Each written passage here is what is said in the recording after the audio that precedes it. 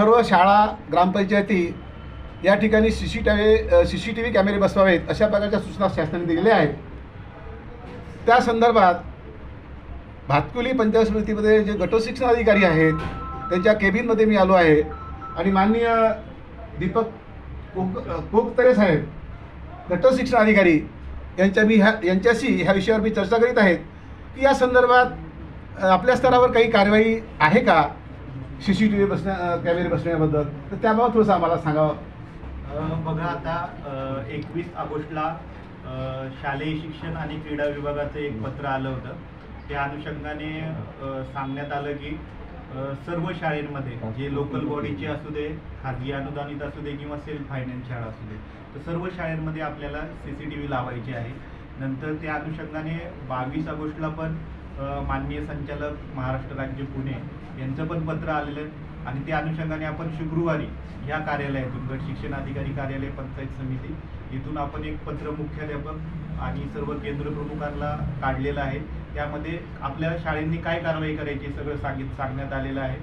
प्रत्येक शाळेमध्ये CCTV कॅमेरे एका महिन्याच्या आत लावण्यासाठी त्याच्यामध्ये सूचना देण्यात आलेल्या आहेत।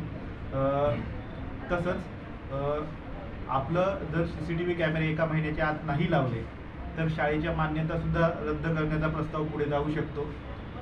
आणि आपण खाजगी अनुदानित शाळेंना सांगितलं आहे का आपल्याकडे जो वेतनोत्तर अनुदान आहे जर ते जास्त असेल तर त्याच्यातून आपण CCTV घेण्यात यावे किंवा आपलं जे नियोजन काय असेल संस्थेचं त्यानुसार आपण नियोजन करावे। जिल्हा परिषद शाळेला पण साधील किंवा इतर बाबीतून आपण कसा निधी देऊ शकतो यासाठी आमचे प्रयत्न चालू आहे। आणि ते CCTV फुटेज दिवसातून 2-3 वेळेस तरी बघितले पाहिजे, आठवड्यात पण ते बघितले पाहिजेत। आणि त्याच्यासाठी शाळा स्तरावरती एखादी शिक्षकाला किंवा SMC मधले काही सदस्य असतील त्यांना इन्क्लूड करा आणि ते आपल्याला पाहायचं आहेत। आणि असं काही आढळलं आपल्याला वेगळं तर आपल्याला लगेच पोलीस स्टेशनशी संपर्क साधायचा आहे।